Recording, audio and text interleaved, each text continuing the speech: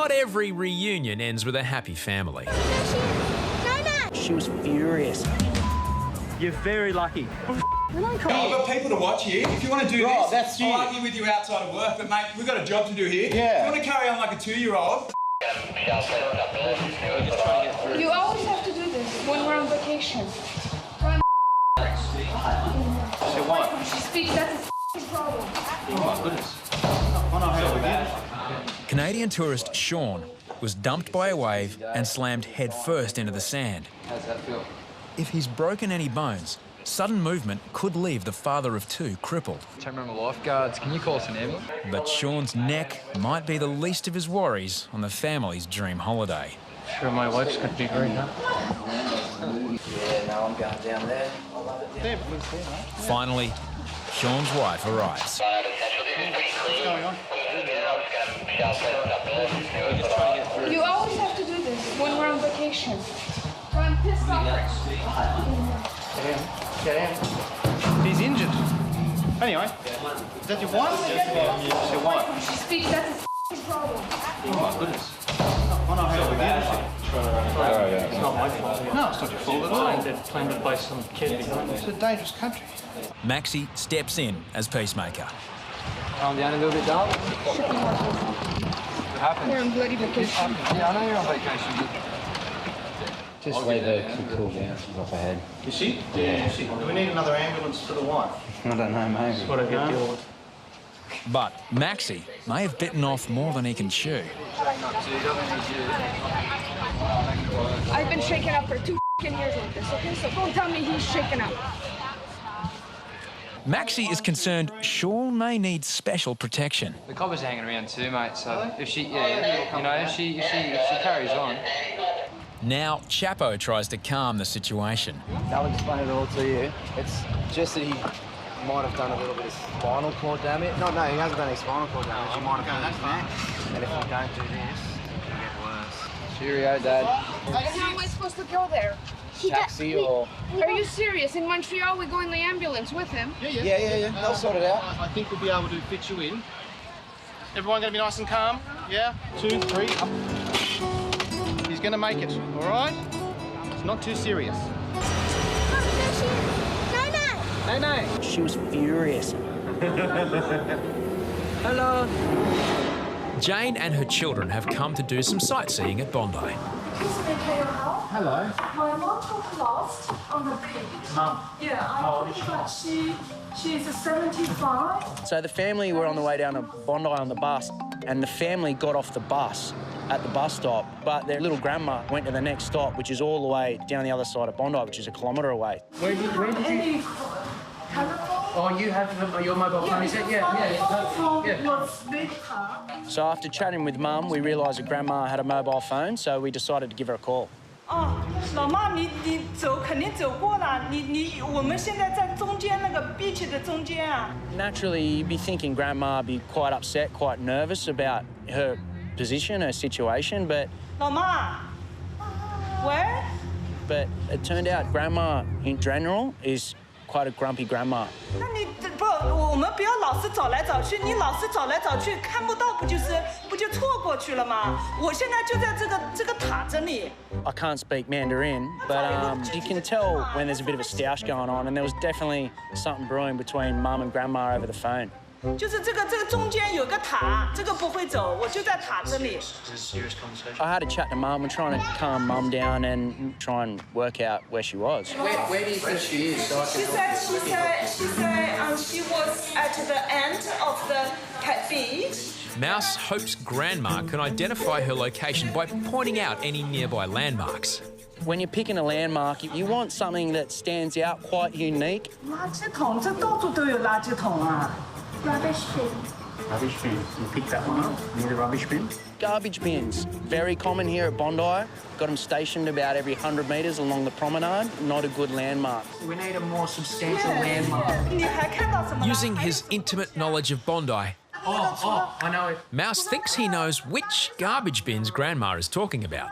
Even though we weren't getting great information in terms of landmarks. I knew she'd definitely be at the northern side of the beach because I knew that bus route. And I know there's always a large amount of garbage bins at North Bondi. I'm just going to take them down there. I think I know she is. Mouse commissions 9-year-old grandson Amos as his deputy. Amos didn't seem worried one bit about Grandma. He was just really enjoying the whole experience of it all.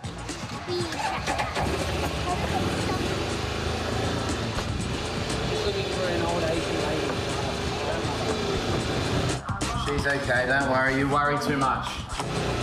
Amos, you've got to look up here.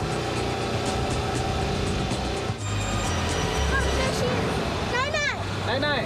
Got her. Yeah? Yeah. Reunions down here at Bondi are usually quite nice, quite emotional, but for this one, mate, it didn't go down like that one bit. She's pissed off, huh? She was furious. Hello. Come. She's been lost. We found her. She seems a little bit pissed off, but... Have a look in the buggy. I reckon they've found her. She wearing a white hat? Yes, that's it. Oh, good job. When I finally got Grandma in the buggy, her and the grandson, they were just basically going at it.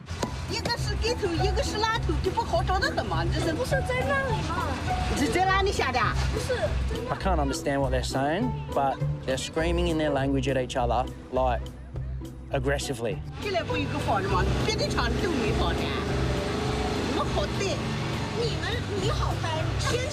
I kind of gave them some space, like it was a family moment, but it went on for that long that I had to get involved. She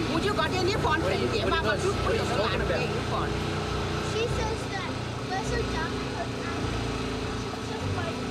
She says you guys are dumb. she's done. Look, she looks very happy. She gets her She's getting her right in the buggy. Look at her. Reunited, the family are free to continue their adventure. There's a push and shove going on.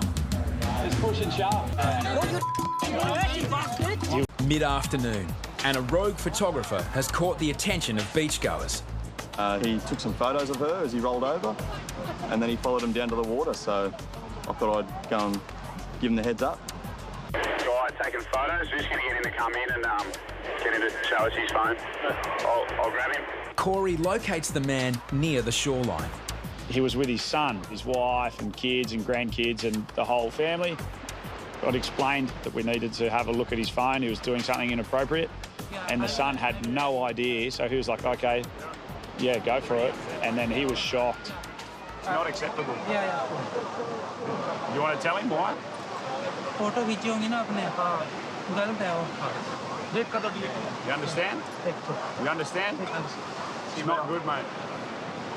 As the photos are being deleted by the offender's son, the boyfriend of a victim sees the images. Hey. Hang on, there's a push and shove going on. There's push and shove. He was ready to punch on with him. You understand the problem? I pretty much had to tell him, mate, please don't. You're going to go with the police if you do. Right. Sorry, buddy. That family just had to leave the beach, and they were shattered because they were there just enjoying it, but just one person in the family ruined it for them, so they were, they were gutted. That's disgusting. Mate, tell him. Yeah. Got to go, mate. We are going now. Yeah. He knew he'd been caught red-handed, and this young guy, I think what he did was more than enough for the guy to probably never pick up a phone again. Whippet's played many a prank on me over the years, so today's payback. You're very lucky. The annual Lifeguard Challenge is taking place in brutally tough conditions, and it wouldn't be a Lifeguard Challenge without a campaign of dirty tricks. Because Whippet is Whippet, we wanted to try and play a little prank on him. If anyone deserves bad luck, it's Whippet. He's done some awful things to people over the years. Whippet's played many a prank on me over the years, so today's payback. It's Vaseline on his board. He can take a joke, but he doesn't like it when the joke involves him. Oh, Oh my God. I don't even want that on my fingers, That's eh? massive, mate. 3, 2, 1, go! The front runners, I always try and stay with them just because I don't like being left behind. Going into the straight, I was feeling pretty fresh, and I thought, you know what, sitting about 3rd or 4th off the pace, nice little bit of cover. Yeah, going all right. Feeling the pace. The second leg involves an ocean swim from Tamarama to nearby Bronte. The sea was angry that day, my friend. I jumped in probably 3rd or 4th, but instantly just felt the power of the ocean, and it was throwing us left, right, back towards the rock, back to shore. On what's considered the most dangerous beach in New South Wales, these rocks have claimed many lives. Only 5 lifeguards continue battling the swim. The rest adopt a strategic retreat. Nah, to Hoppo. Yeah, go ahead. Mate, I'm pretty sure we've got the first one round the rocks here. He's just sort of got washing around the corner now. A lone competitor fights to avoid the rocks. He's literally right on the rocks, actually. And look how close he is.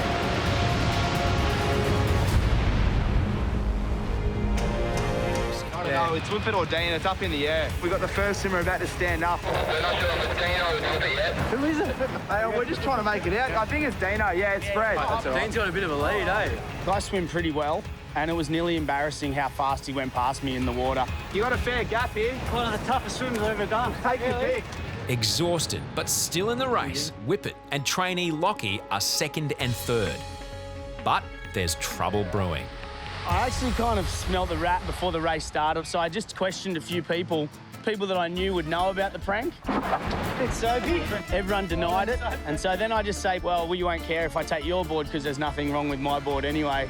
Whippet palms off the sabotage board and decides to take Harry's board instead. I asked Harry's if he'd soap, but he said no. So, Harry's it was.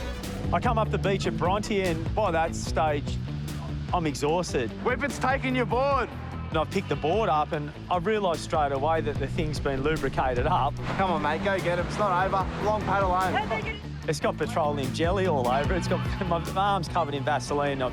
Obviously, I've just gone from, you know, exhaustion to frustration and frustration to complete anger. Yeah, it would have been pretty disappointing for Harry's. After 2 kilometres paddling in the open ocean, the front runners round the Shark Boy for home.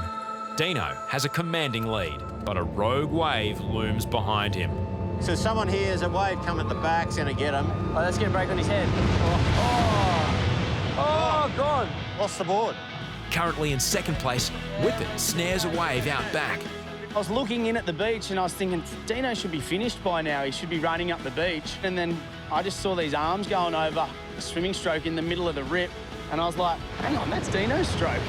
And then I looked in front and I saw his paddleboard and I was like, oh my God, he's fallen off. And I sort of went past him and gave him a little wave and off I went. Whippet's first. Whippet's here. And you got Lockie's doing. Lockie's there. Standing up. That's Lockie. Lockie's standing up. He's not even going to finish 2nd. Coming in close to last is a none too happy Harry's. Harry's was a little uptight, a little upset. I felt bad because I'd taken his board, and he actually was one of the few that did finish the swim. And I play like a sport. I apologise. I don't take anyone's stuff. I didn't know who else's to take because I didn't know whose was whose. You're very lucky. You don't try and call me out like and say I'm very lucky. I was extremely angry. I didn't realise that all of them had been helped around the point. And here I am turning on poor Whippet, and he doesn't deserve it. He's a great waterman, and he deserved to win. I mean, at the end of the day, a race is a race, a prank's a prank, and a few words on the sand and cuddle in the shower, it was all good. I'd like to dedicate this one to you, Harries. Better luck next time, both in the pranking and in the race, mate. Are you going to be an idiot, or are you going to like try and see an idiot? You got a tantrum over nothing, mate. What? It only takes one mistake for the machine to fall apart. Jake was on the jet ski and I was in the tower, and Mario was on the sand. We had a swimmer that was in bad shape and going under, and the call was made from Mario to direct Jake to pick up the patient. Jake, can you come back, please? Come back here, the middle saddle flag. Here. I start calling Jake on the ski, and he wasn't too far from where the swimmers were getting adrift. Jake is having trouble following Mario's directions. Here, in front of me. He keeps saying here. He doesn't know where here is, you know what I mean? Like, you can't say here on radio. Lifeguards often use the walkway ramps along the beach to identify their positions. First, second, third and fourth ramps are key landmarks. Me being in the tower, I thought it was my duty to help direct him as best we can. And I sort of came in over the top and tried to help. Jake, if you can just go to... yeah, just in front of you there. No side of the flags, here. With every passing second, the swimmer gets closer to drowning. Yeah, just tell me where you are. I've been with those people, they're sweet. Here. Yeah, I said here. So he couldn't understand where it was. The problem has already drawn in 3 lifeguards. Then another. Mario, fourth ramp. You're in front of fourth ramp. Mario's got to learn to go by ramps. Anyway, Mario had said to him a couple of times over the radio, here, and Jake got really confused. You got to give me a location, Mars, so I know where you are. I said north side. No, you didn't. I'm a bit pissed off at the moment. Finally, Jake locates the swimmer. Mario came up to the tower and I said to him, "G'day, Muzz, how's it going down there?" And he was quite annoyed. Yeah, bro, you pissed me off, bro. He was really fired up and really angry and just kept going at me. It was actually the one we called. It was that one over there. On the where he was when I said to him, in front of you there, because he was coming past the slide. No. Yeah, I knew where you were looking, mate. I was looking at it. Whatever. You were saying here. You can't say here on radio. He doesn't know where here is. Yeah, but he doesn't know where you are. I know, but you did the same, and then at the end I said not there. I said on the north. On the north side. Mate, I said, and then he went to do the rescue. Mate, he was heading down this way. I'm not agree, bro. Well, I don't agree either because... Yeah, so whatever.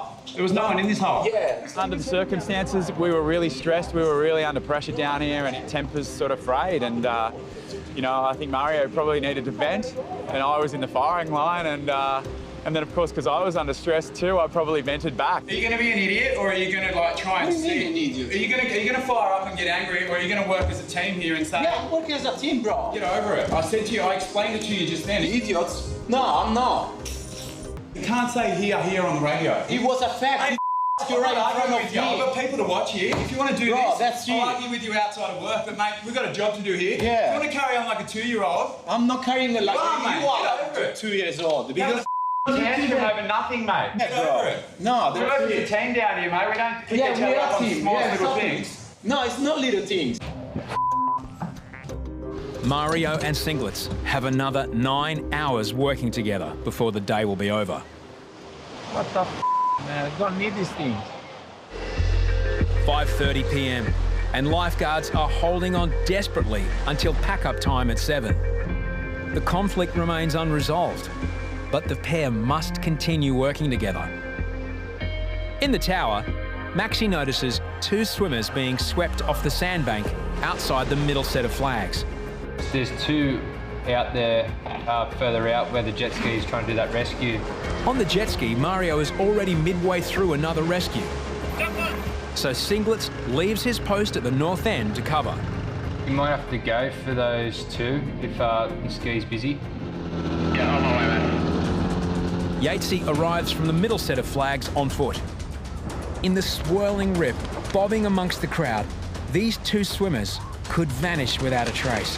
When we got out there, it actually resembled like, you know, whitewater rapids. There was so much water moving and there were waves coming from the side and the front. And situations like that, it actually gets really dangerous because you can lose a patient quickly too. Finally, Mario arrives on the ski. There's no time for arguments now.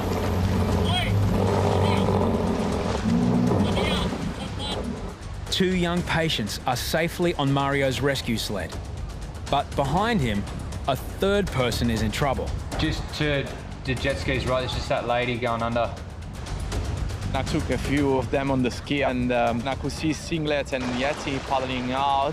When we got out there, I remember just looking around and going, wow, there's just heads everywhere here. Another capsize on the jet ski now could prove fatal. There's about 10 rescues going on, out of the water. Further inshore, Yatesy rescues a 4th swimmer.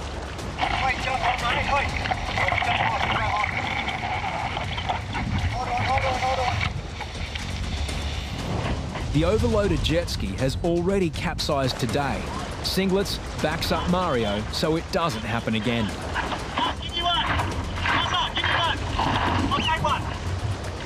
My priority was to try and alleviate Mario's situation and get him clear so he could drive away and take some weight off the side of the jet ski. Yeah, it was crazy. There was just heads everywhere. We didn't really know who we were going for. When we get out there, we just kind of grab everyone, really. It was crazy. It was a mass rescue sort of thing, so it's just full on. It's chaos out there. It was a team effort, but Singlets and Mario are yet to resolve their argument from earlier in the day. The swimming area is closed, out of the water. Up in the tower, Mario and Singlets have some unfinished business. Come on, mate. Come on, mate. Hi. 2015? Job done. Come 7 o'clock, we sort of crossed paths and we glanced looks at each other and then just gave each other a big hug. Come on, baby, you know I still love you. Hey, you know I still love you. And you know, it was all okay. Ciao, belli. Ciao, bella.